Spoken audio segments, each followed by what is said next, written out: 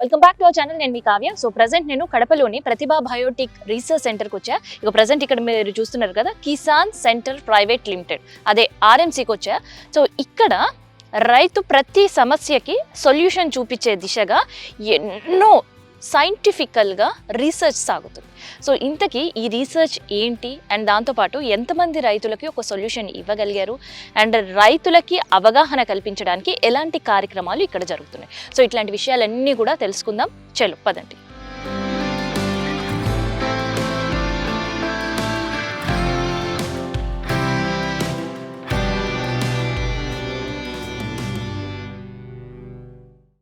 So మొత్తానికి అయితే నేను కిసాన్ రీసెర్చ్ సెంటర్ లోపలికి అడుగుపెట్టా అండ్ ఇక్కడ జరుగుతున్న రీసెర్చ్ గురించి అండ్ దాంతోపాటు క్రాప్ గురించి తెలుసుకునే ప్రయత్నం చేద్దాం. ఎందుకంటే వైడ్ వెరైటీ ఆఫ్ క్రాప్ మనకు కనిపిస్తుంది అండ్ చాలా హెల్దీగా కూడా క్రాప్ కనిపిస్తుంది. అండ్ ఇట్లే ప్రతి ఒక్కరే క్రాప్ హెల్దీగా ఉండడానికే ఇక్కడ చేస్తున్న ప్రయత్నమే మేము ముందుకు తీసుకురాబోతున్నా. సో ఆ ప్రయత్నాలు ఏంటి మనకు తెలియాలంటే రాజశేఖర్ సార్తో మనం మాట్లాడాలి. సో ప్రజెంట్ ప్రతిభా బయోటెక్ మేనేజింగ్ డైరెక్టర్ ఉన్నారు రాజశేఖర్ రెడ్డి గారు. ఒకసారి మాట్లాడదాం. సార్ నమస్తే. నమస్తే సార్, ఎలా ఉన్నారు? బాగున్నాండి. సో మీరు ఎలా ఉన్నారు? Fine sir. క్రాప్ అంతా కూడా చాలా హెల్దీ గ్రీనరీగా కనిపిస్తుంది. సో ఇవాళ మీరు అన్ని కూడా మీ క్రాప్ సీక్రెట్స్ మాతో రివీల్ చేయాల్సిందే. ఖచ్చితంగా. యాక్చువల్గా ఇది ఈ ఆర్ఎం కిసాన్ సెంటర్ పెట్టిందే అందుకు. అంటే మన భారతదేశ రైతాంగం వ్యవసాయ విధానంలో చాలా వెనుకబడి ఉన్నారు. విదేశాలతో పోల్చినప్పుడు వ్యవసాయ ఆధారిత దేశమైన మన భారతదేశం చాలా వెనుకబడి ఉంది, టెక్నాలజీలో కానీ పద్ధతుల్లో కానీ చాలా వాటిలో. సో వాటన్నిటినీ మన రైతాంగానికి అందించాలన్న ఒక ఉద్దేశంతో, ఒక సేవా దృక్పథంతో మాత్రమే ఈ ఆర్ఎం కిసాన్ సెంటర్ని ఇక్కడ స్థాపించడం జరిగింది. ముఖ్యంగా ఇది ఈ రాయలసీమలో కడప జిల్లాలో ఎందుకు పెట్టాల్సి వచ్చిందంటే, హార్టికల్చర్ని ఎక్కువగా ఇంట్రడ్యూస్ చేయాలి, హార్టికల్చర్ని ఒక హబ్గా, రాయలసీమను ఒక హబ్గా మార్చాలన్న ప్రభుత్వ ప్రయత్నానికి, సో దానికి తోడుగా మనం రైతులకి టెక్నాలజీ అందిస్తే ఇంకా బాగుంటుంది అన్న ఉద్దేశంతో, రాయలసీమలో ఉంటే ఈ హార్టికల్చర్ సంబంధించిన క్రాప్స్ అన్ని వాళ్ళకు కొత్తగా ఈ టెక్నాలజీ ఇంట్రడ్యూస్ చేయడం బాగుంటుంది అన్న ఉద్దేశంతో ఇక్కడ పెట్టడం జరిగింది. మేజర్గా ఇక్కడ హార్టికల్చర్ క్రాప్స్ ఉన్నాయి, తర్వాత వెజిటబుల్ క్రాప్స్ కూడా మేము కల్టివేట్ చేస్తున్నాము. కాకపోతే బయట రైతులు ప్రస్తుతం చేస్తున్న టెక్నాలజీకి, ఇక్కడ చేస్తున్న టెక్నాలజీకి చాలా తేడా ఉంది. మామూలుగా ఏంటంటే రైతులు ఇప్పుడు మ్యాంగో కానివ్వండి, ఎకరానికి ఒక 60 చెట్లు పెడతారు. కానీ ఇక్కడ మనము ఇప్పుడు జపనీసు, ఇజ్రాయెల్ కంట్రీస్లో హార్టికల్చర్ ఎలా వచ్చిందంటే పాలీ హౌస్ లేక వచ్చేసింది. చాలా దేశాల్లో ఇప్పుడు పాలీ హౌస్ లేక వచ్చేస్తుంది. అంటే అల్ట్రా హై డెన్సిటీ యూజ్ చేసి ఏ చెట్టునైనా సరే, హార్టికల్చర్ సంబంధించిన చెట్టుని ఏదైనా సరే వాళ్ళు 6 అడుగులకు మించి ఎత్తు పెంచకుండా ప్లస్ 5 అడుగుల క్యానోపీతో వాళ్ళు మొత్తం పాలీ హౌస్లోకి తీసుకొచ్చేసారు. అంటే వాళ్ళు ఇంకా అల్ట్రా హై డెన్సిటీలో వాళ్ళు ఇంకా ఎక్కువ చెట్లు పెడతారు. ఇక్కడ మనం ఏంటంటే ఓపెన్ ల్యాండ్ మనకు చాలా ఉంది కాబట్టి అల్ట్రా హై డెన్సిటీ పద్ధతి పాటించినా సరే మనం మధ్యలో సేద్యం చేసుకోవడానికి ట్రాక్టర్ నందుకు వినియోగించుకోవడం కోసం అనుగుణంగా మనము దాన్ని కొంచెం వెసులుబాటు తీసుకున్నాం. ఇక్కడ మనకు ఓపెన్ ల్యాండ్ ఎక్కువ ఉంటుంది కాబట్టి ఇండియాలో. ఇక్కడ మనం పాలీ హౌస్ కల్టివేషన్ చేయాలంటే మనకు ఎక్స్పెన్సివ్, చాలా ఖర్చుతో కూడుకున్నది.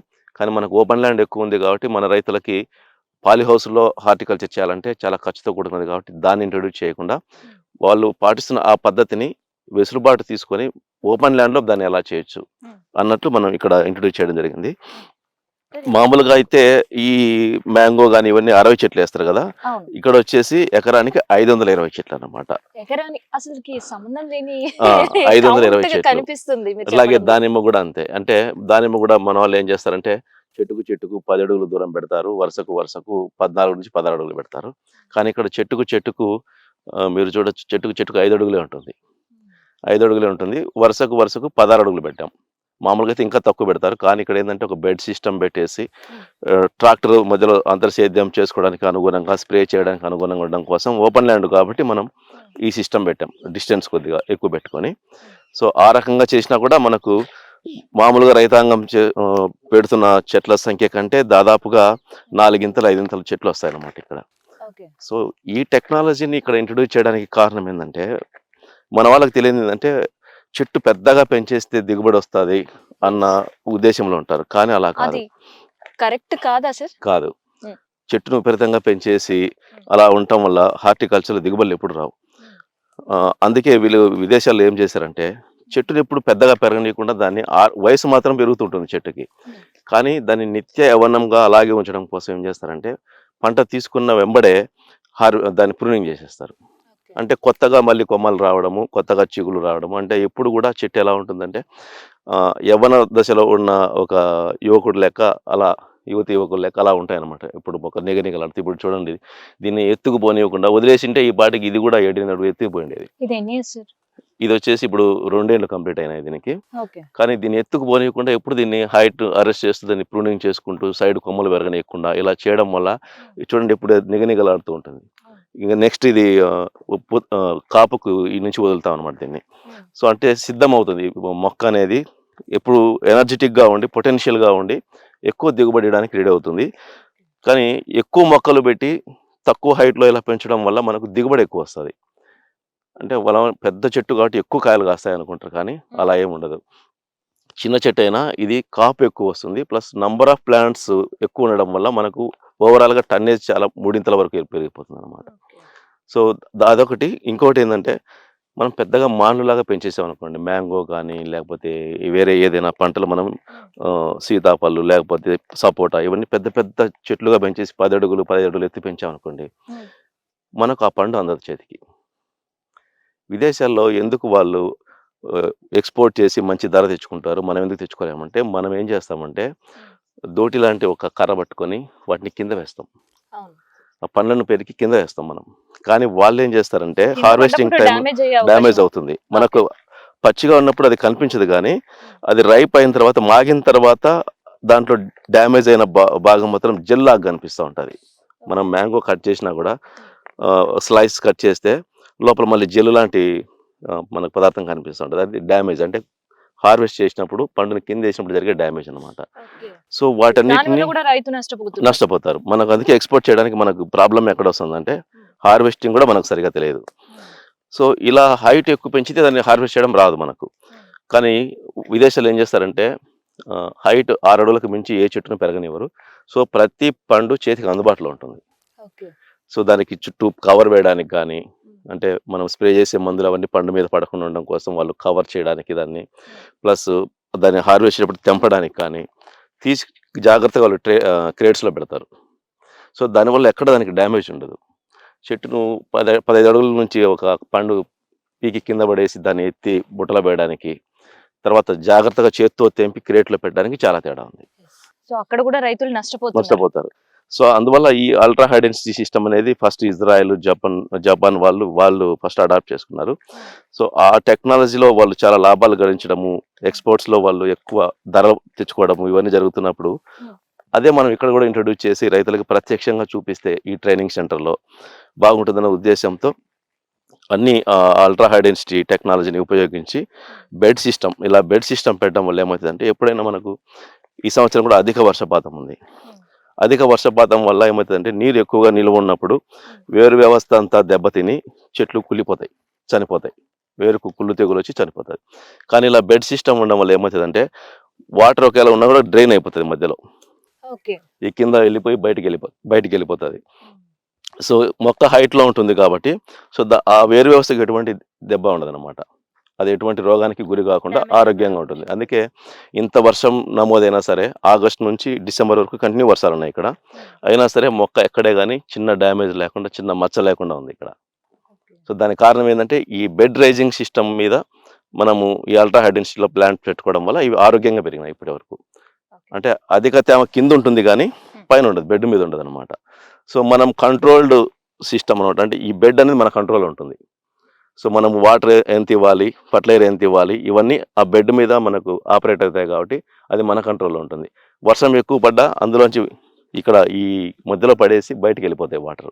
సో దీనికి డ్రైన్ అలా చేస్తున్నాం అనమాట వర్షం ఎక్కువైనప్పుడు. సో అందువల్ల డ్యామేజ్ లేకుండా ఉంటుంది.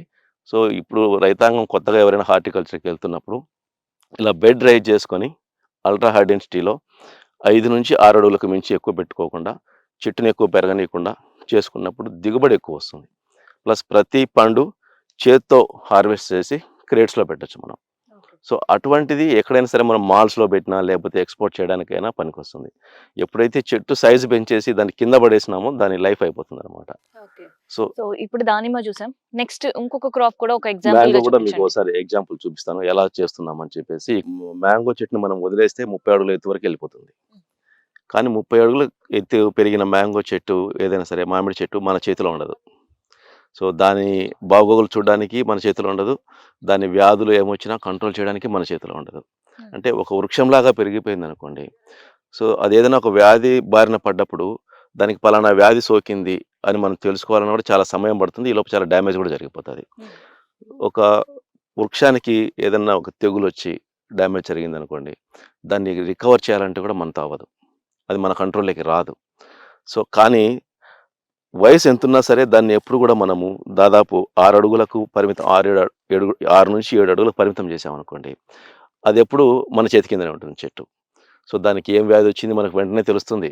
దానికి ఏదన్నా మనము చికిత్స స్టార్ట్ చేయాలన్నా కూడా వెంటనే రెస్పాండ్ అవుతుంది మనకు. Easy visibility. ఆ! కనిపిస్తుంది. అలాగే కంట్రోల్‌లోకి గూడా వచ్చేస్తుంది. మనం ఏదైనా దానికి ట్రీట్మెంట్ స్టార్ట్ చేస్తే తొందరగా కంట్రోల్‌లోకి గూడా వస్తుంది. అదే ఒక వృక్షంలాగా పెరిగిపోయిందనుకోండి, 30 అడుగులు, 25 అడుగులా పెరిగిపోయిందనుకోండి, అది తెలియడానికి సమయం పడుతుంది.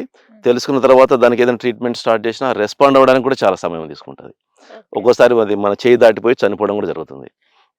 కానీ ఇక్కడ ఇలా అలా ఉండదనమాట. సో, మనము ఇలా 6-7 అడుగులకే పరిమితం చేయడము ఎత్తుని.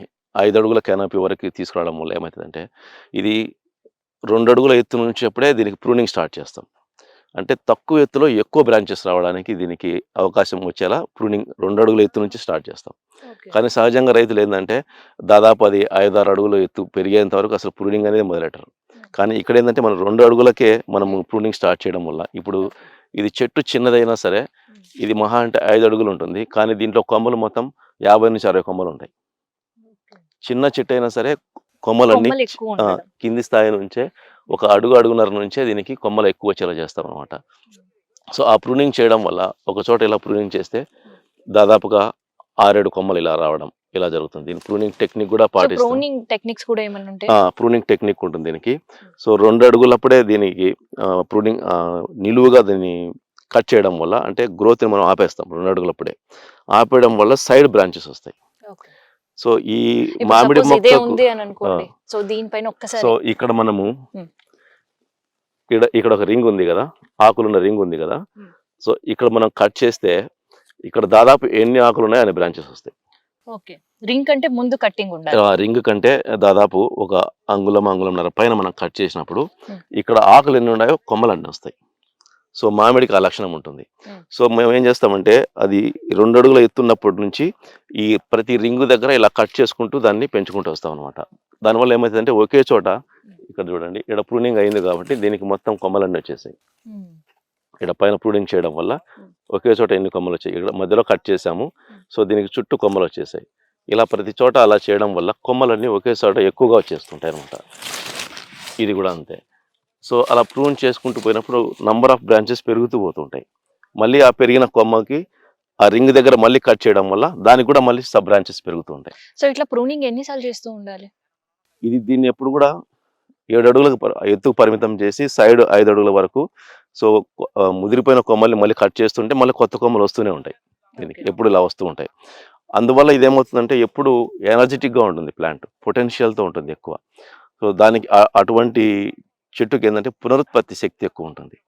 పునరుత్పత్తి శక్తి అంటే పూత మంచిగా రావడము, తర్వాత ఆడ పువ్వులు ఎక్కువగా ఉండడము, అవి అవి కాయలుగా మారి మనకు మంచి దిగుబడి ఇవ్వడానికి అవకాశం ఉంటుంది. అలాగే చెట్టు ఎక్కువగా ముదిరిపోయి ఒక వృక్షంలాగా పెంచామనుకోండి, సో, దానికి పునరుత్పత్తి శక్తి తగ్గిపోతుంది. సో, ఆ శక్తి తగ్గిపోకుండా ఎప్పుడు అలాగే ఉంచాలి అంటే మనం హార్వెస్ట్ చేసిన వెంబడే ప్రూనింగ్ చేస్తూ ఉండాలనమాట. ఓకే. సో ప్రూనింగ్ టెక్నిక్ అయితే రివీల్ చేసేసిండ్రు. అండ్ దాంతో పాటు మామిడి రైతులతో మీరు చాలా మందితో ఇంటరాక్ట్ అయ్యారు. మెయిన్‌గా వాళ్ళు ఫేస్ చేస్తున్న ప్రాబ్లమ్ ఏంటి మామిడితో? ఎక్కువగా వాళ్ళకి పూత ఎక్కువ రాలిపోవడము, తర్వాత కాయ కాయ అయిన తర్వాత కూడా కాయ రాలిపోవడము, ఏదైనా గాలి వచ్చినా సరే కాయ రాలిపోవడము, అవును. ఇలాంటి సమస్యలు ఎక్కువ ఉంటాయి. హ్మ్. తర్వాత పురుగు అంటే తేనె మంచి పురుగు, సకింగ్ పెస్ట్ లాంటివి ఇవన్నీ వస్తుంటాయి. ముఖ్యంగా వాళ్ళకు పూత ఎక్కువగా కాయగా మారకుండా రాలిపోవడం ఎక్కువ జరుగుతూ ఉంటుంది. తర్వాత పిందె దశలోనే అది రాలిపోవడం కూడా జరిగిపోతూ ఉంటుంది.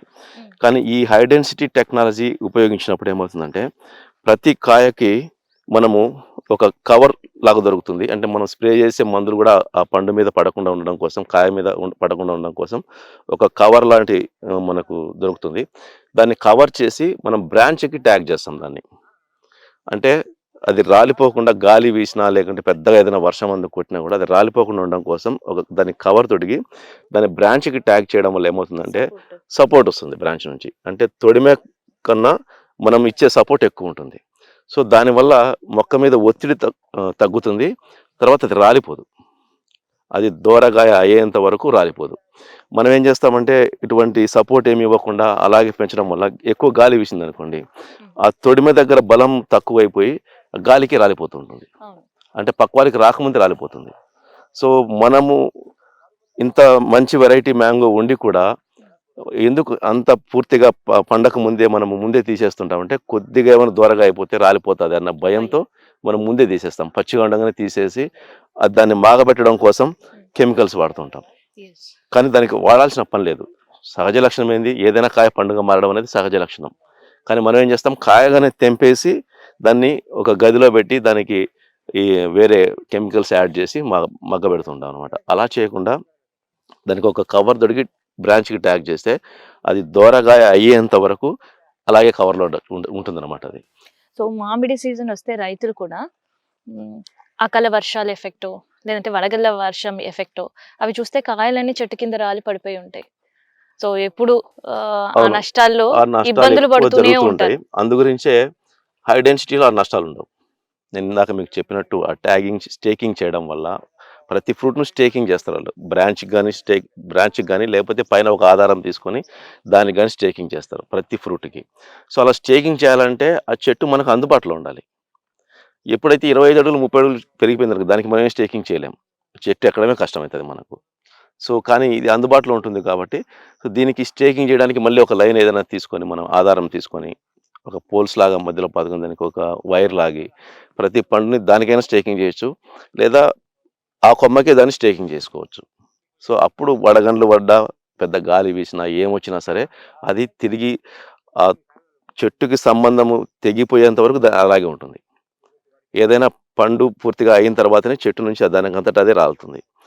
కానీ మనకు అది పండు అయిన తర్వాత కూడా అది కవర్లో పడిపోతుంది. సో అంతవరకు విదేశాల్లో దాన్ని అలాగే ఉంచుతారు. సో దూరగా అయిన తర్వాతనే తెంపుతారు, లేదంటే పండు అయి కవర్లోనే పడిపోతుంది, అప్పటి నుంచి కింద పడదు. సో అటువంటి పద్ధతులు పాటించాలంటే తప్పనిసరి అల్ట్రా హై డెన్సిటీలోనే చేయాలి. ఎత్తు ఎక్కువ పోకుండా కంటిన్యూగా ప్రూనింగ్ చేసుకుంటూ ఉండాలి హార్వెస్ట్ చేసిన వెంబడి.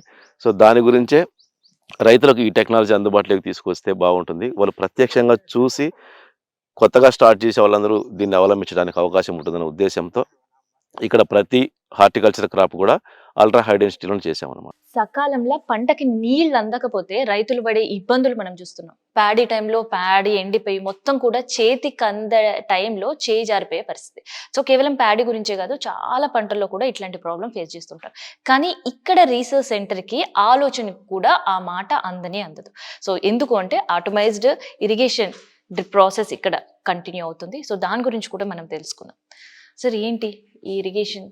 ఇది కంప్లీట్ వచ్చేసి automated irrigation and fertigation system అనమాట. ఇది అంటే ఈ 95 ఎకరాల రీసెర్చ్ సెంటర్ని మొత్తం దాని ఇరిగేషన్ సిస్టమ్ కానీ ఫర్టిగేషన్ సిస్టమ్ కానీ కంప్లీట్ ఆటోమైజ్ చేసాం. అంటే just switch on switch off అంతే. మనము ఇది వచ్చేసి డిజిటల్ సిస్టమ్. ఇది దీంట్లో మనం మొత్తం ప్రోగ్రామింగ్ చేసి పెట్టుకుంటాం. ఇది మొత్తం ఈ 95 ఎకరాలని ప్రజెంట్ మనం వచ్చేసి 12 ప్లాట్స్గా డివైడ్ చేస్తున్నాం. 95 ఎకర్స్ని 12 ప్లాట్స్గా డివైడ్ చేస్తున్నాము. ఆ 12 ప్లాట్స్గా డివైడ్ చేసి ఏ ప్లాట్కి ఎప్పుడు వాటర్ ఎంత వెళ్ళాలి, ఎంత సమయం వెళ్ళాలి, తర్వాత దానికి ఆ పంటకు సంబంధించి ఫర్టిలైజర్ ఏమేమి వెళ్ళాలి, ఇవన్నీ మనం ఇందులో ఫీడ్ చేసి పెడతాం. ఓకే. సో ఫీడ్ చేసి పెట్టిన తర్వాత ఆ ప్రోగ్రామింగ్ మనం తిరిగి చేంజ్ చేసే వరకు అదే ప్రోగ్రామ్ నడుస్తూ ఉంటుంది. అంటే మనం జస్ట్ స్విచ్ ఆన్ చేస్తే చాలు, ఇక మనము ఆ ప్లాట్కి సంబంధించి వాటర్ ఎంత టైం పెట్టున్నాము, తర్వాత ఇక్కడ మనం ఫర్టిలైజర్ వచ్చేసి 5 డ్రమ్స్ ఉన్నాయి మనకు. ఈ డ్రమ్స్లో మనము నేమ్స్ కూడా రాసి పెట్టాం. గ్రోత్ సంబంధించి ఫ్లవరింగ్, ఫ్రూటింగ్ అని, తర్వాత ఆర్గానిక్ కాంపౌండ్స్ అందులో, తర్వాత ఆ లాస్ట్లో వచ్చేసి మైక్రో న్యూట్రియంట్స్. సో ఈ 5 వెరైటీస్ ఇందులో ఎప్పుడు ఫీల్ చేసి పెడతాం అనమాట. సో ఒక్కొక్క క్రాపు ఒక్కొక్క స్టేజ్లో ఉంటుంది. అన్ని క్రాపులు ఒకే దశలో ఉండవు కాబట్టి డిఫరెంట్గా ఉంటాయి. అందువల్ల మనం స్టేజ్ ప్రకారము ఇక్కడ డ్రమ్స్లో మనం ఫర్టిలైజర్ అనేది మిక్స్ చేసి పెట్టుకుంటాం. సో పెట్టుకున్న తర్వాత ఈ సిస్టంలో కూడా ఒక ప్లాట్కి సంబంధించి వాటర్ ఎంత వెళ్ళాలి, తర్వాత ఏ డ్రమ్ములోంచి ఫర్టిలైజర్ ఎంత ఎంత టైం రావాలి, అది కూడా ఇందులో టైమింగ్ సెట్ చేసి పెట్టుకుంటాం. సో అలా చేసి పెట్టుకోవడం వల్ల సపోజ్ ఒక మ్యాంగో ఇప్పుడు మనకు ప్రూనింగ్ అయిన తర్వాత గ్రోత్ స్టేజ్లో ఉంటుంది, మనకు పొమ్మగ్రనేట్ ఆల్రెడీ ఫ్రూట్ ఉంటుంది, ఇంకొకటి ఫ్లవరింగ్ స్టేజ్లో ఉండొచ్చు ఇంకొక పంట. అట్లా ఉన్నప్పుడు డిఫరెంట్గా ఉన్నా సరే ఇక్కడ రెడీగా మనం అన్ని డ్రమ్స్ రెడీగా ఉంటాయి ఇక్కడ నుంచి ఆపరేట్ చేయొచ్చు. ఇక్కడ నుంచి ఆపరేట్ చేస్తాము. ఆ పంటకు ఫ్రూట్ స్టేజ్లో ఉన్నప్పుడు దానికి ఏ ఫర్టిలైజర్లో అదే సెలెక్ట్ చేసి ఇక్కడ మనము ఫిక్స్ చేసి ఉంటాము. అలాగే ప్రూనింగ్ అయిన తర్వాత గ్రోత్ స్టేజ్లో ఏముందో దానికి ఏ ఫర్టిలైజర్లో అది కూడా ఇక్కడ సెట్ చేసి పెట్టి ఉంటాము. అలా ఫ్లవరింగ్కి అన్నిటికీ సెట్ చేసి పెడతాము. తర్వాత దానికి ఆర్గానిక్ ఫర్టిలైజర్ ఎంత వెళ్ళాలి, మైక్రోన్యూట్రియంట్స్ ఎంత వెళ్ళాలి, ఇవన్నీ మొత్తం సెట్ చేసి ఇందులో ఫీడ్ చేసి పెట్టిన తర్వాత అదే ప్రోగ్రామ్ తిరిగి చేంజ్ చేసే వరకు మనకు రన్ అవుతుంటుంది ఇక. సో మళ్ళీ మనము ఆ పంట దశ మారినప్పుడు ఆ ప్లాట్లో మళ్ళీ వాటర్ ఎంత వెళ్ళాలి, ఫర్టిలైజర్ ఏం వెళ్ళాలి, ఇవన్నీ మనం చేంజ్ చేసుకుంటూ ఉండొచ్చు. సో ఇది ప్రాపర్ గా మానిటర్ చేయడానికి ఒకటి, అండ్ రైతు కూడా చాలా హెల్ప్ఫుల్ అవుతుంది. ఇదేమవుతుందంటే మనము పర్ఫెక్ట్గా టైము ఇవన్నీ సెట్ చేసుకోవడం వల్ల, ప్లస్ ఎక్కడ వాల్స్ అనేది మనము మాన్యువల్గా ఆపరేట్ చేయాల్సిన పని లేదు ఇక. తిరిగి మనం పోయి ఎక్కువ సమయం గడిచిందనో మనము బయటికి వెళ్ళిపోయి ఉంటే మళ్ళీ రాలేక ఇబ్బంది పడ్డాము, ఇవన్నీ ఏమి ఉండవు. జస్ట్ మనం switch on switch off power ఉంటే చాలా, అంతే. సో దాని గురించి మనము దీన్ని ఎటువంటి టెన్షన్ తీసుకోవాల్సిన పని లేదు. సో ఎక్కడి నుంచి అడాప్ట్ చేసుకున్నారు ఈ టెక్నాలజీ? ఇది వచ్చేసి ఇజ్రాయెల్ టెక్నాలజీ. నెటాఫిమ్ కంపెనీ వచ్చేసి దీన్ని మొత్తం సెట్ చేసింది ఇక్కడ. సో ఇక్కడ మొత్తం ఈ 5 డ్రమ్స్లో ఫర్టిలైజరు, తర్వాత ఇక్కడ వచ్చేసి 12 ప్లాట్స్కి సంబంధించి 12 వాల్వ్స్ ఉంటాయి. ఇవన్నీ ఆటోమేటిక్గా ఒకటి ఆన్ అయితే మిగతా క్లోజ్లో ఉంటాయి. ఆ ప్లాట్కి వాటరు ఫర్టిలైజర్ వెళ్ళిపోయిన తర్వాత అది క్లోజ్ అయిపోయి నెక్స్ట్ వాల్వ్ అనేది ఆటోమేటిక్గా అదే ఓపెన్ అవుతుంటుంది.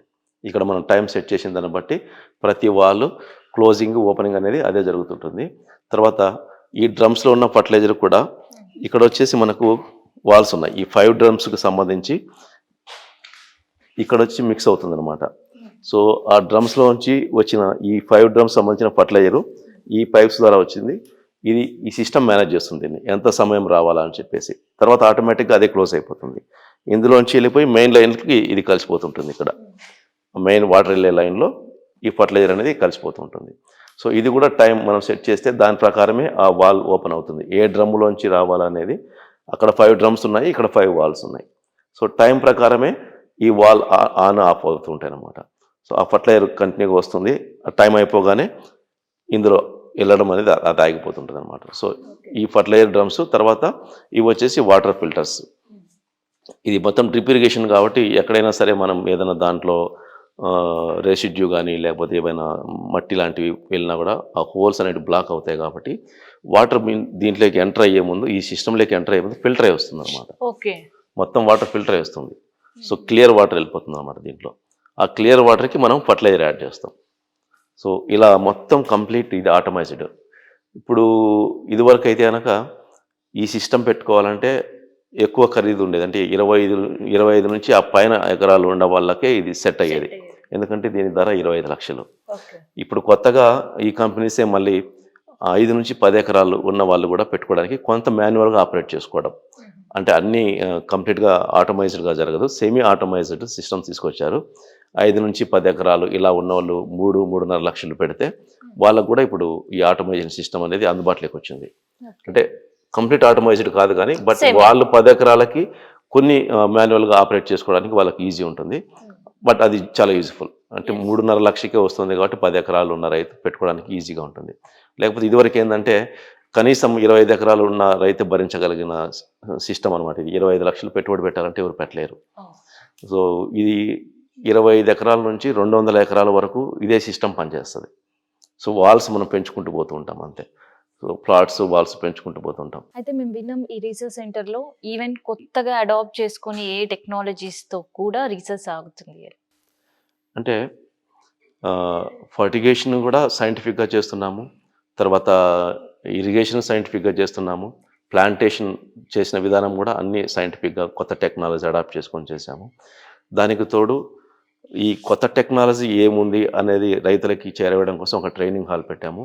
తర్వాత ప్రతి రైతు ఇక్కడ చేయాల్సింది ఏంటంటే సాయిల్ టెస్ట్ తప్పనిసరి చేసుకోవాలి. ఆ సాయిల్ టెస్ట్, వాటర్ టెస్ట్ తప్పనిసరి చేసుకొనే తను పంటలు వేసుకోవాలన్నమాట. అది మన దగ్గర చాలా తక్కువ. 1% రైతులు కూడా ఈ సాయిల్ టెస్ట్ మీద కానీ వాటర్ టెస్ట్ మీద కానీ వాళ్ళకు దృష్టి ఉండదు. కానీ ఇక్కడ మేము ఆ ల్యాబ్ పెట్టేసి సాయిల్ వాటర్ టెస్టింగ్ ల్యాబ్ పెట్టేసి చాలా తక్కువ ధరకి కేవలం ఆ టెస్ట్ చేయడానికి ఎంత ఖర్చు అవుతుందో ఆ ఖర్చు మాత్రమే తీసుకోవడం జరుగుతుంది. మనం అక్కడ ల్యాబ్కి వెళ్దాము, మీకు చూపిస్తాను నేను.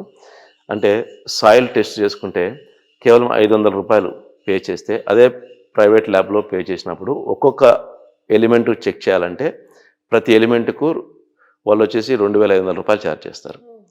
ఇక్కడ వచ్చేసి 13 రకాల ఎలిమెంట్స్ మొత్తం చెక్ చేస్తాం. 13 రకాల ఎలిమెంట్లు చెక్ చేసినప్పుడు చాలా ఖర్చు వస్తుంది ప్రైవేట్ ల్యాబ్లో చెక్ చేయాలంటే. కానీ కేవలం 500 రూపాయల్లో సాయిల్లో ఉండే ఆ 13 రకాల ఎలిమెంట్స్ని మొత్తం చెక్ చేసి వాటి పరిస్థితి ఎలా ఉంది, సో తక్కువ ఉంటే ఎటువంటి ఒక్కసారి మనం పద్ధతులు పాటించాలనేది ఇక్కడ చెప్పడం జరుగుతుంది. మనం ఆ ల్యాబ్కి వెళ్ళి మొత్తం చెక్ చేద్దాం. సో ఆర్ఎం కిసాన్ సెంటర్ సంబంధించి సాయిల్ టెస్టింగ్ ల్యాబ్కి వచ్చా. సో సాయిల్ టెస్టింగ్ ల్యాబ్లో చూస్తే మాకేం ప్రయోజనం అని మీరు అనుకుంటుండొచ్చు. కాకపోతే మీకు ప్రయోజనం ఉండే విషయాన్ని నేను మీకు షేర్ చేయబోతున్నా. సో అది ఏంటి అంటే, మీరు కూడా ఇక్కడికి సాయిల్ టెస్ట్కి రావచ్చు అండ్ వాటర్ టెస్ట్కి రావచ్చు. అండ్ బయటతో పోలిస్తే చాలా చాలా చాలా చాలా తక్కువ ఛార్జెస్ అని చెప్పే కంటే నామినల్ ఛార్జెస్ అని చెప్తా. రైతుకి అందుబాటులో ఉంటేనే సాయిల్ టెస్ట్ వాటర్ టెస్ట్ చేయించుకుంటాడు. లేకపోతే ప్రైవేట్ ల్యాబ్కి వెళ్ళి తను టెస్ట్ చేయించుకోవాలంటే కష్టమవుతుంది. ప్రభుత్వం సంబంధించిన ల్యాబ్లోకి వెళ్ళేటప్పుడు వాళ్ళు జెన్యున్గా ఇవ్వట్లేదు, ప్లస్ వాళ్ళు ఒక 4-5 రకాల ఎలిమెంట్ టెస్ట్ చేసి రిపోర్ట్స్ ఇస్తున్నారు అన్న అసంతృప్తితో రైతు అసలు సాయిల్ టెస్ట్ చేయించుకోవడం మానేస్తున్నారు చాలామంది. కానీ మేమేం చేసామంటే ఇక్కడ ప్రతి రైతు తన సాయిల్ గురించి తెలుసుకొని వ్యవసాయం చేస్తే బాగుంటుంది. అందులో లోపాలు ఏమున్నాయి ఇవి తెలుసుకొని వ్యవసాయం చేస్తే బాగుంటుంది. తర్వాత తను పంట పెట్టినప్పుడు ఫర్టిలైజరు ఏ మోతాదులో ఇవ్వాలి అనేది తనకు ఒక ఐడియా ఉంటుందన్న ఉద్దేశంతో సాయిల్ టెస్ట్ వాటర్ టెస్ట్ రైతుకు అందుబాటులో ఉండాలి. అలా చేసుకున్నప్పుడు అందుబాటులో ఉన్నప్పుడు వాళ్ళు ఖచ్చితంగా చేసుకుంటారన్న ఉద్దేశంతో ఈ ఆర్ఎం కిసాన్ సెంటర్లో soil and water testing lab కూడా ఇక్కడ పెట్టడం జరిగింది. ఇక్కడ కేవలం నామినల్ ఛార్జెస్, అంటే ఆ టెస్ట్ చేయడానికి కెమికల్స్ ఏవైతే వాడతామో ఆ కెమికల్స్ ఎంత అవుతాయో అది వరకు మాత్రమే తీసుకొని, ఆ ఛార్జెస్ మాత్రమే తీసుకొని వాళ్ళకు పూర్తిగా అంటే సాయిల్లో ఏమేమి ఎలిమెంట్స్ చెక్ చేయాలో అవన్నీ చెక్ చేసి యాక్యురేట్ నంబర్స్ ఇవ్వడంతో పాటు సజెషన్స్ కూడా ఇస్తాం అన్నమాట. సో ఏవి ఎంత తక్కువ ఉన్నాయి, సో దానికి నువ్వు ఎలాంటి క్యాలెండర్ యూజ్ చేయాలి అన్న ఒక రిపోర్ట్ కూడా వాళ్ళకు బ్యాక్ సైడ్ మళ్ళీ అది కూడా ప్రింట్ చేసి ఇస్తాము. సో సాయిల్ వాళ్ళు కొరియర్లో పంపొచ్చు, లేదా డైరెక్ట్గా ఆర్ఎం కిసాన్ సెంటర్కి తీసుకోవచ్చు. దానికి ఏం టైమింగ్ లేదు, ఎప్పుడైనా తీసుకొచ్చి ఇక్కడ ఇవ్వచ్చు. ఇచ్చిన తర్వాత 2 డేస్లో వాళ్ళకు రిపోర్ట్ ఇవ్వడం జరుగుతుంది. కొంతమంది వాట్సాప్లోనే వాళ్ళకు పీడిఎఫ్ ఫార్మాట్లో రిపోర్ట్ ఇచ్చేస్తాము. లేదు అంటే ఇక్కడికి వచ్చి వాళ్ళు హార్డ్ కాపీ అయినా కలెక్ట్ చేసుకొని వెళ్ళిపోవచ్చు అనమాట. సో కొరియర్లో ఫార్మర్ పంపే అవకాశం కూడా వెసులుబాటు ఇక్కడ ఉంది. అంటే ఈ ఊరికి లేదు, కానీ ఇక్కడ దగ్గరలో వేంపల్లెకి పులింద్రకి పంపిస్తూ ఉంటారు. కాల్ చేసి చెప్తారు మేము ఇట్లా కొరియర్లో పంపించామండి అని. సో మా పర్సన్సే వెళ్ళి అక్కడికి వెళ్ళి కలెక్ట్ చేసుకొచ్చి టెస్ట్ చేస్తారు అనమాట. సో టెస్ట్ చేసి 2 డేస్లో వాళ్ళకి రిపోర్ట్ ఇస్తారు. జనరల్గా ఏంటంటే గవర్నమెంట్ ల్యాబ్స్లో కూడా నైట్రోజన్, ఫాస్ఫరస్, పొటాషియము, జింకు ఇట్లా కొన్ని 4-5 రకాలు మాత్రమే టెస్ట్ చేస్తారు.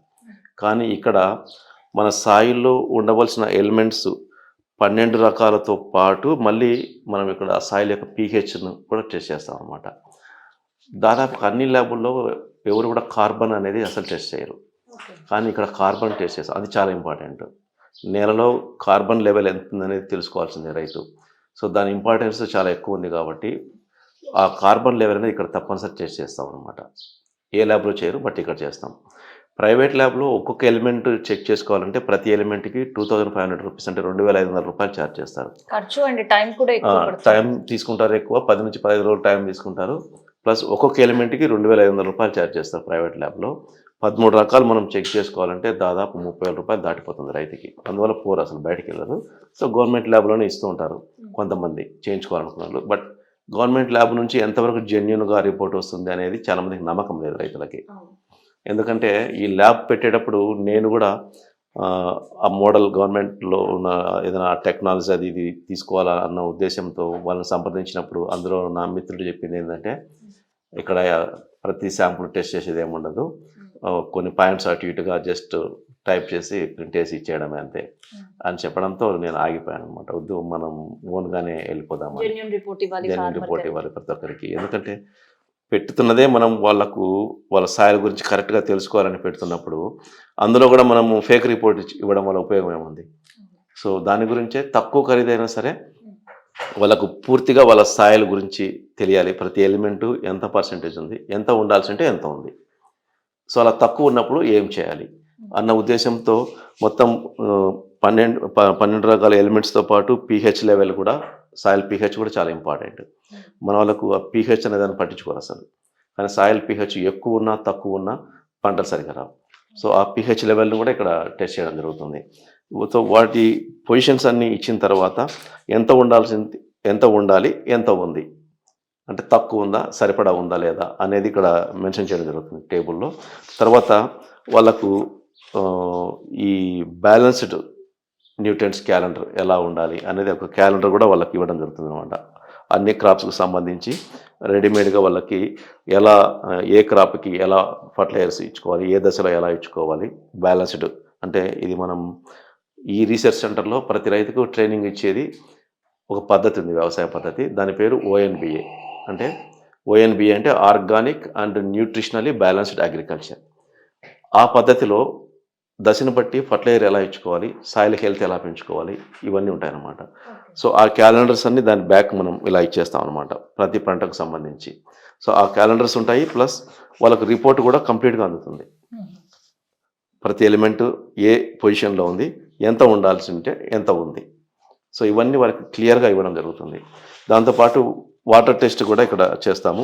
సాయిల్ టెస్ట్‌కి అయితే కేవలం ₹500 ఛార్జ్ చేస్తున్నాము. ఈ 13 ఎలిమెంట్స్ దాంట్లో ఉన్నవి క్లియర్‌గా ఇవ్వడం కోసం. తర్వాత వాటర్ టెస్ట్ కూడా దాదాపు గవర్నమెంట్ ల్యాబ్‌కి వెళ్ళినా కూడా మనకు పీహెచ్, ఈసీ, టీడీఎస్ ఇంతవరకే ఇస్తారు. దానికి కూడా ఛార్జ్ చేస్తారు. కానీ ఇక్కడ మాత్రం ఈ పీహెచ్, ఈసీ, టీడీఎస్ వీటితో పాటు వాటర్‌లో సాల్ట్స్ ఉంటాయి. కాల్షియము, మెగ్నీషియము, సల్ఫేట్స్, ఫ్లోరైడ్స్ ఇవి ఉంటాయన్నమాట. సో, వాటి పొజిషన్ కూడా ఇక్కడ క్లియర్‌గా అనలైజ్ చేసి కంప్లీట్ వాటర్ రిపోర్ట్ ఇస్తామన్నమాట. ఆ వాటర్ యూజ్ అవుతుందా? యూజ్ అవ్వదా? సో, మార్చుకోవాల్సి ఉందా? బోర్‌వెల్స్ ఎక్కువ ఇక్కడ మనము రైతులు వాడతారు. సో, ఆ బోర్‌వెల్ డెప్త్‌కి వెళ్ళేసరికి వాటర్ మారిపోతూ ఉంటుంది. సో, ఆ వాటర్ పనికొస్తుందా? పనికిరాదా? సో, ఆ వాటర్ పీహెచ్ ఎక్కువ ఉంటే ఏం చేయాలి? టీడీఎస్ ఎక్కువ ఉంటే రైతులు ఏం చేయాలి? సో, ఈ సలహాలన్నీ ఇవ్వడం జరుగుతుంది.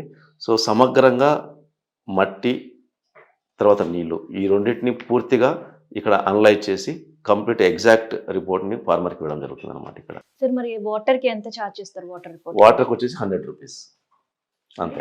₹100 అంతే. ఈవెన్ నేను ఇక్కడ ల్యాబ్ పెట్టకముందు ఇక్కడ వాటర్ టెస్ట్ చేయించుకోవడం కోసం నేను ల్యాబ్‌లో ఇస్తే నాకు ₹1200 ఛార్జ్ చేశారు. ₹1200 వాటర్‌కి ఛార్జ్ చేశారు. నా దగ్గర బిల్ కూడా ఉంది ఇప్పటివరకు ఇంకా.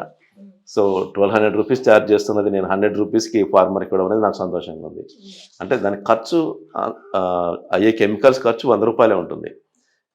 దానిపైన సర్వీస్ అని లేకపోతే ఎంప్లాయీస్ సాలరీస్ ఇవన్నీ యాడ్ చేసి దాని ఏసీలు, మిషనరీ మెయింటెనెన్స్ ఇవన్నీ ఏమి యాడ్ చేయట్లేదు. సో, అవి మనం సేవా దృక్పథం చేయాలనుకున్నాం కాబట్టి అవన్నీ తెచ్చిపెట్టేసాము. సో, ఏ ల్యాబ్‌లో లేనన్ని మొత్తం ఫెసిలిటీస్ అన్నీ ఉంటాయి ఇక్కడ మొత్తం. అవన్నీ టెస్ట్ చేయడానికి ఏమేమి కావాలనో అన్నీ ఈవెన్ ఏఏఎస్‌తో సహా అన్నీ ఉంటాయన్నమాట ఇక్కడ. చాలా ల్యాబుల్లో అవన్నీ ఏమి ఉండవు. సో, మొత్తం హై ఎండ్ మిషనరీ తీసుకొచ్చి పెట్టి ప్రతిదీ అనలైజ్ చేసి ఇస్తున్నాం అన్నమాట ఎగ్జాక్ట్‌గా ఇక్కడ రిపోర్ట్. సో, కాబట్టి ప్రతి రైతు కొరియర్ ద్వారా అంటే మీకు ఈ ఆర్ఎం కిసాన్ సెంటర్‌కి సంబంధించిన ఈ నంబర్స్ మీకు కాంటాక్ట్ నంబర్స్ ఇవ్వడం జరుగుతుంది. సో, మీరు డైరెక్ట్‌గా ఫోన్ చేసి పలానా చోటు నుంచి నేను కొరియర్ పంపిస్తున్నాను, సాయిల్ పంపిస్తున్నాను. సాయిల్ మాత్రమే కొరియర్‌లో పంపగలుగుతారు. వాటర్ ఏంటంటే మనం బోర్‌వెల్ నుంచి కానీ, బావి నుంచి కానీ తీసుకున్నప్పుడు వాటర్ 24 గంటలు ఇక్కడ ల్యాబ్‌లో ఉండాలి. అప్పుడు అక్యురేట్ వస్తుంది. యాక్యురేట్ రిపోర్ట్ వస్తుంది. మనము బాటిల్‌లో తీసిపెట్టి మనం ఇంట్లో 2, 3 రోజులు పెట్టుకుంటే అది మారిపోతాయి. దాని ఫీచర్స్ మారిపోతాయి. సో, 24 గంటల్లో ల్యాబ్‌లో ఉండాలి. కాబట్టి దాన్ని కొరియర్‌లో పంపడం కుదరదనమాట. వాటర్ టెస్ట్ చేసుకోవాలంటే డైరెక్ట్‌గా ఫార్మర్ తెచ్చుకోవాల్సిందే ఇక్కడికి. వెంట తీసుకొని రావాల్సి ఉంటుంది. సో, ట్రైనింగ్‌కి వచ్చేటప్పుడు చాలామంది సాయిల్ పట్టుకొని వచ్చేస్తారు. కొంతమంది వాళ్ళకి ఎప్పుడు వీలైతే అప్పుడు సాయిల్ తీసుకొని వస్తారు. సో, ఈ శాంప్లింగ్ చేసుకోవాలంటే మట్టి ఎలా సేకరించాలనేది కూడా నేను అన్నపూర్ణ అగ్రి స్పేస్‌లో 49వ ఎపిసోడ్‌లో చెప్పున్నాను అనమాట. నేనే స్వయంగా చేసి మట్టిని ఎలా సంగ్రహించాలి, మొత్తం ఎలా తీసుకోవాలి, శాంపుల్ ఎలా తీసుకోవాలనేది. సో, ఆ అన్నపూర్ణ అగ్రి స్పేస్‌లో 49వ ఎపిసోడ్ చూస్తే కూడా రైతు పర్ఫెక్ట్‌గా ఎలా సైంటిఫిక్‌గా మట్టి తీసుకొని రావాలి అనేది ఉంటుంది. లేకపోతే ఊరికి పైనుంచి ఎత్తుకొని వచ్చేస్తారు చాలామంది. అలా చేయకూడదు. అది కరెక్ట్ కాదు. దానికి ఒక సైంటిఫిక్ మెథడ్ ఉంది. నేను సపరేట్గా ఒక వీడియో చేసి రైతుల కోసం అది నేను చేశాను. రైతులు కూడా అన్నపూర్ణ అగ్రిస్పేస్లో 49 ఎపిసోడ్ 49వ ఎపిసోడ్ చూస్తే నేనే స్వయంగా మట్టి ఎలా తీసుకురావాలి అనేది శాంపుల్ చేసుకోవాలంటే చేసున్నా. అది చూసి చేసుకొస్తే ఎగ్జాక్ట్ రిపోర్ట్ వస్తుంది వాళ్ళకి. సరే, ఇక్కడ మళ్ళీ మనం మట్టి గురించి మాట్లాడుకోవాల్సిన పరిస్థితి వచ్చింది. సో గతంతో పోలిస్తే ఇప్పుడు ఫార్మర్స్ అంటే వాళ్ళకి అవగాహన లేక తెలియక చాలా సందర్భాల్లో కూడా మట్టిని కూడా పాడు చేసుకుంటున్నాడు పొలాల్లో అని వింటున్నాం. సో దానివల్ల కూడా crop yield end of the day మళ్ళీ సఫర్ అవుతున్నారు, సఫరర్స్గా మారుతున్నారు ఫార్మర్స్. నిజం, అందులో నిజం ఎంత? అంటే ముఖ్యంగా వ్యవసాయానికి మూలాధారము నేలనే. సో వ్యవసాయ భూమిని చూసి వ్యవసాయం చేయాలి. మన రైతులు అది మర్చిపోయినారు. అంటే మన రైతుల దృష్టిలో నేల అనేది నిర్జీవమైన కింద వాళ్ళకు ఒక లెక్క. కానీ అందులో పైరుకి మేలు చేసేటివి, పైరుకి నష్టం కలిగించేటివి కొన్ని లక్షల రకాల సూక్ష్మజీవులు ఉంటాయి. బ్యాక్టీరియా కావచ్చు, ఫంగస్ కావచ్చు, ఇవన్నీ. సో మనకు కావాల్సిందంటే మొక్కను రక్షించే సూక్ష్మజీవులు మనకు ఎక్కువగా ఉండాలి భూమిలో. అవి ఎక్కువగా ఉంటే మొక్కకు హాని కలిగించే సూక్ష్మజీవుల్ని ఇవి అరికడుతూ ఉంటాయి. సో వాటి మీద రైతుకు దృష్టి ఉండదు, అవగాహన ఉండదు. అవి లేకనే మనం సేంద్రియ ఎరువులు ఇవేమీ వాడకుండా పూర్తిగా రాసాయనిక ఎరువులు వాడుతూ వెళ్ళిపోయాము. గత 30 సంవత్సరాలుగా ఈ రసాయనిక ఎరువులు ముబ్బడిగా వాడుతూ వాటి డోస్ పెంచుకుంటూ అనవసరంగా పెంచేసి భూమిలో కర్బన శాతాన్ని పూర్తిగా పడిపోయేలా చేశాం. సారవంతమైన భూమి అంటే 2 నుంచి 4% కర్బనం ఉండాలి అందులో.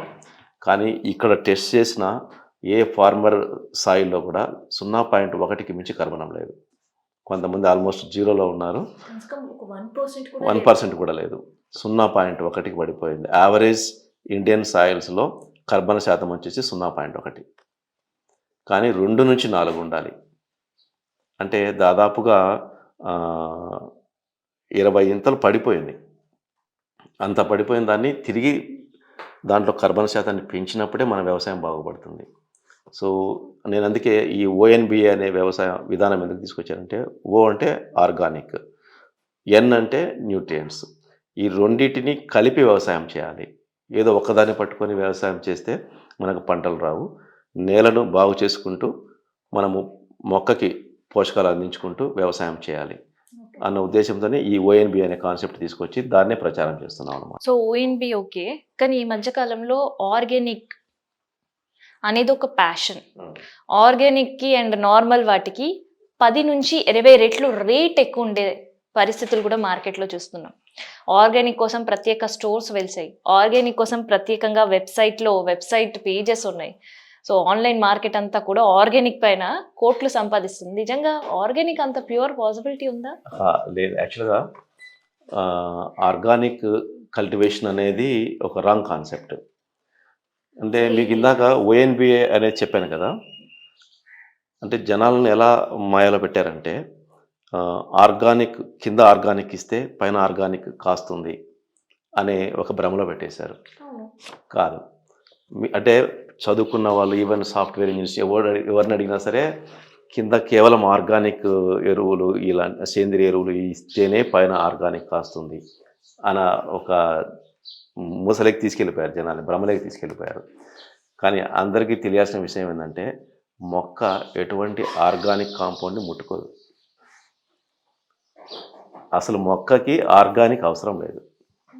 ఆర్గానిక్ కావాల్సింది భూమికి, భూమిలో నివసించే అనేక రకాల సూక్ష్మజీవులకి. ఇది రైతుకి సూటిగా చెప్పాలి. అది చెప్పక కేవలం కింద సేంద్రియం ఇస్తేనే, వేరే ఏమి ఎరువులు ఏమి వేయకుండా సేంద్రియ ఎరువులు వాడితేనే పైన సేంద్రియం కాస్తుంది అనే ఒక భ్రమలోకి తీసుకెళ్ళిపోయి మొత్తం వ్యవసాయాన్ని భ్రష్టు పట్టించేశారు. సో దానివల్లనే సేంద్రియ వ్యవసాయం వైపు ఎవరైనా మొగ్గు చూపి ఒక 4-5 సంవత్సరాలు అలా ముందుకు సాగిన రైతుకి నష్టాలు వచ్చి, దిగుబడి రాక, అవి సరిగా క్వాలిటీ లేక, సైజు రాక, కలర్ రాక, ఎక్కువ దిగుబడి లేక తర్వాత వదిలేస్తున్నాం దాన్ని మళ్ళీ. సార్, దానికి కూడా ఒక రీజన్ వింటున్నాం. ఆర్గానిక్ ఫార్మింగ్ చేసేటప్పుడు ఈల్డ్ తక్కువ రావడం కావచ్చు, కలర్ దీన్నంత బ్రైట్గా ఉండకపోవడం కావచ్చు, అండ్ సైజ్ కూడా చాలా డిఫరెంట్గా ఉండడం కావచ్చు. ఇదంతా కూడా ఆర్గానికే అని, అందుకని ఇదంతా కాస్ట్లీ ఉంటుందని. దానికి కారణం ఏమవుతుందంటే సేంద్రియ ఎరువులు మాత్రమే ఇచ్చినప్పుడు అందులో పోషకాలు తక్కువ ఉంటాయి. సేంద్రియ ఎరువు అంటే కర్బనాన్ని పెంచడం కోసం వాడతాం మనం. దాంట్లో పోషకాలు తక్కువ ఉంటాయి, కానీ మొక్కకి కావాల్సింది పోషకాలు. మొక్క కర్బనం తీసుకోదు, మొక్క సాయిల్ నుంచి కర్బనాన్ని అస్సలు తీసుకోదు. మొక్క కర్బనం ఎక్కడి నుంచి తీసుకుంటుందంటే అది గాలి నుంచి కార్బన్ డైఆక్సైడ్ తీసుకున్నప్పుడు ఆ కిరణజన్య సంయోగక్రియ జరిగినప్పుడు అందులో కార్బన్ డైఆక్సైడ్ నుంచి కర్బనాన్ని తనలోకి తీసుకొని ఆక్సిజన్ బయటకు వదిలేస్తుంది. సో మొక్కకు కావాల్సిన కర్బనము, తను పెరగడానికి కావాల్సిన కర్బనం మొత్తాన్ని గాలిలో ఉన్న కార్బన్ డైఆక్సైడ్ నుంచి తీసుకుంటుంది తప్పనించి మనం సాయిల్లో ఇచ్చే సేంద్రియ ఎరువు నుంచి తీసుకోదు. అంటే ఇప్పుడు మీరు చెప్పే దాని ప్రకారం ఆర్గానిక్ అని ఏదైతే ఒక పిచ్చిగా తీసేసుకుంటున్నామో అందులో పోషక విలువలు కూడా చాలా తక్కువ ఉంటాయి, బాగా తక్కువ ఉంటాయి. ఎందుకంటే మనం కింద పోషకాలు ఇవ్వనప్పుడు, మన భూమిలో పోషకాలు లేకుండా పోయినప్పుడు, ఉంటే పర్లేదు, ఆల్రెడీ ఉంటే మొక్క గ్రహిస్తుంది. కానీ కొన్ని ఏళ్ల తరబడి మనం పంట తీసుకుంటూ ఉంటాం కదా, ఆ మొక్క గ్రహించిన పోషకాలన్నీ బయటికి వెళ్ళిపోతాయి కదా. సో అలా బయటికి వెళ్ళిపోయినప్పుడు అందులో బ్యాలెన్స్ చేయాలి కదా, మళ్ళీ తిరిగి మనం ప్రవేశపెట్టాలి కదా. అది ప్రవేశపెట్టకుండా కేవలం సేంద్రియం మాత్రమే వేస్తూ పోయినప్పుడు ఆటోమేటిక్గా దిగుబడి పడిపోతుంది, కలర్ రాదు, సైజు ఉండదు, చూడడానికి కూడా బాగోదు. కానీ దాన్ని వేరే ఏం చెప్తారంటే మేము ఏమి కెమికల్స్ వాడట్లేదు కాబట్టి కేవలం ఆర్గానిక్ వాడుతున్నాం కాబట్టి ఇలా ఉన్నాయి, కానీ ఇవి చాలా గ్రేట్ అని చెప్పేసి చెప్తారు. కాదు, అందులో పోషకాల లోపాల వల్లనే అది అలా ఉంటుంది అనమాట. మనకు కావాల్సిందే పోషకాలు. సో ఆర్గానిక్ అనే పేరుతో ఎంత వైడ్ గా జరుగుతుంది ఆర్గానిక్ అనే పదాన్ని తీసుకోవడం తప్పు. మనకు కావాల్సింది ఏంటంటే రెసిడ్యూ ఫ్రీ. రెసిడ్యూ ఫ్రీ అంటే రసాయనిక పురుగు మందులు, రసాయనిక తెగుళ్ళ మందులు ఇవి విచ్చలవిడిగా స్ప్రే చేసినప్పుడు వాటి రెసిడ్యూ కాయల్లోనూ, పండ్లలోనూ, గింజల్లోనూ ఉండిపోతాయి. సో మనకు కావాల్సింది అది. దాన్ని రెసిడ్యూ ఫ్రీ అని మాత్రమే పిలవాలి. ఆ రెసిడ్యూ ఫ్రీకి ఆర్గానిక్కి సంబంధం లేదు. సైంటిఫిక్గా దాన్ని రెసిడ్యూ ఫ్రీ ప్రొడక్ట్ అనాలి, అంటే అవశేషాలు లేని ఉత్పత్తి అనాలి. కానీ మనం ఏం చేస్తున్నామంటే ఆ రెసిడ్యూ ఫ్రీ ప్రొడక్ట్కి ఆర్గానిక్ అనే ఒక పేరు పెట్టేసి కింద ఆర్గానిక్ ఇస్తే పైన ఆర్గానిక్ వస్తుందని చెప్పేసి మనము ఒక భ్రమదే ఖచ్చితంగా. కానీ మనకు కావాల్సింది రెసిడ్యూ ఫ్రీ ప్రొడక్ట్ కావాలి, విష రసాయనాలు లేనటువంటి ఉత్పత్తులు మనకు కావాలి. దానికి ఆర్గానిక్ ఎటువంటి సంబంధం లేదు. దాంట్లో విషం ఉన్నా విషం లేకపోయినా అది ఆర్గానికే. ఆర్గానిక్ అంటే అందులో కార్బనము, హైడ్రోజన్ ఉంటే చాలు. మనకు ఈ విశ్వంలో ఉండేది రెండు రకాలు రసాయనిక పదార్థాలు, ఒకటి ఆర్గానిక్, ఇంకొకటి ఇన్ఆర్గానిక్. ఒకటి ఆర్గానిక్ కాదు అంటే అది ఇన్ఆర్గానిక్ అయి ఉంటుందని అర్థం. సో మొక్కలో ఏ భాగం చెక్ చేసినా అందులో కార్బనం, హైడ్రోజన్ ఉంటుంది. అందులో పురుగు మందులు ఉన్నా, పురుగు మందులు లేకపోయినా కార్బనం, హైడ్రోజన్ అయితే ఉంటుంది. సో అది ఆర్గానికే. ఆర్గానిక్ అనే పదానికి మీనింగ్ మార్చేసి అంటే రసాయనిక ఎరువులు ఇవే వాడకుండా పండిస్తే అది ఆర్గానిక్ అవుతుందని చెప్తున్నారు. అంటే ఇక్కడ కస్టమర్స్ తో పాటు రైతులను కూడా ఒక రాంగ్ డైవర్షన్ లో తీసుకెళ్తున్నారు.